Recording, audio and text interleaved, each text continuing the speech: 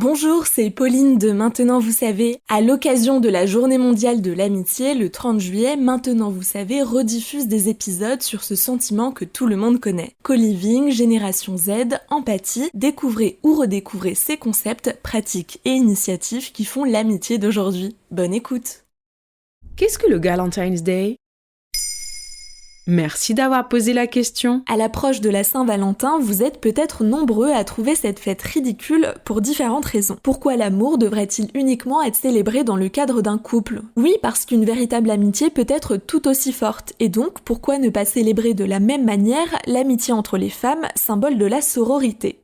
Cette fête existe bien, c'est le Galentine's Day, célébré le 13 février. Une fête anglo-saxonne, puisqu'en anglais, le terme Gal, issu de l'argot, signifie fille. Et comment a été inventée cette célébration ? On la doit à Leslie Knope, l'héroïne de la sitcom américaine Parks and Recreation. Dans la saison 2, diffusée en 2010, son personnage, joué par Amy Poehler, décide d'organiser un brunch le 13 février en réunissant toutes ses meilleures amies, collègues de travail et sa mère. Un jour avant la Saint-Valentin, elle profite des femmes de sa vie, qu'elles soient célibataires ou en couple. Et il se passe quoi exactement à Galentine's Day ? Dans Parks and Rec, face caméra, c'est Leslie Knope elle-même qui explique ce qu'est Galentine's Day, qu'elle décrit simplement comme le meilleur jour de l'année. Tous les 13 février, mes copines et moi laissons nos petits amis et maris à la maison et nous allons prendre un brunch ensemble. Les femmes célèbrent les femmes. Cette séquence, qui se trouve au début de l'épisode 16 de la saison 2, intitulée Amour de jeunesse en français et Galentine's Day en anglais, est tout simplement l'un des meilleurs moments de la série, où Leslie, comme à son habitude, ne laisse aucun détail au hasard. Elle offre des cadeaux personnalisés à toutes les femmes présentes, dont une dissertation de 5000 signes pour chaque invité, en leur expliquant pourquoi elles sont toutes géniales.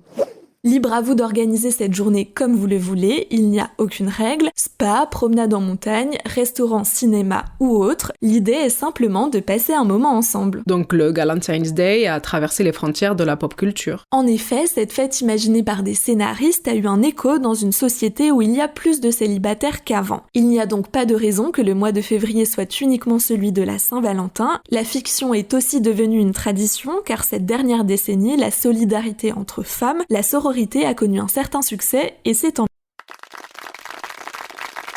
Le 13 février peut donc être l'occasion de rappeler à toutes les femmes que vous aimez à quel point elles sont importantes pour vous. Aux États-Unis, chaque année, il est désormais courant de voir des publications sur les réseaux sociaux avec le hashtag Galentine's Day. Il n'y a pas un peu quand même de marketing dans tout ça ? Comme pour la Saint-Valentin aux États-Unis, le Galentine's Day n'a pas échappé au marketing. Il est possible de trouver divers accessoires dans les magasins, des cartes et toutes sortes de décorations. Les femmes peuvent bénéficier de réductions dans certains lieux et des sites ont même des rubriques entièrement dédiées à Galentine's Day avec des recommandations de sortie ou de cadeaux.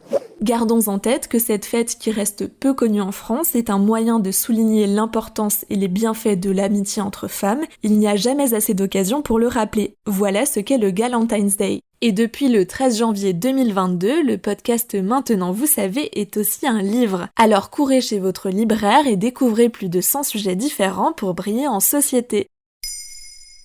Maintenant, vous savez, un épisode écrit et réalisé par Pauline Weiss. En moins de 3 minutes, nous répondons à votre question. Que voulez-vous savoir ? Posez vos questions en commentaire sur les plateformes audio et sur le compte Twitter de Maintenant Vous Savez.